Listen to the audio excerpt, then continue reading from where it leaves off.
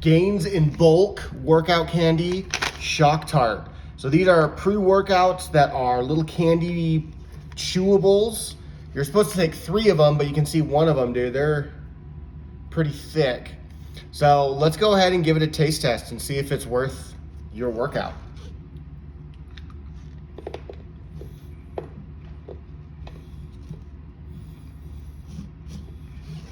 All right.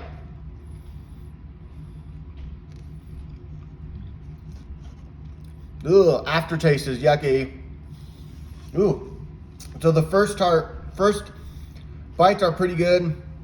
Orangey, fruity, but I think that tartness is pretty strong in the aftertaste, and it's probably all the ingredients.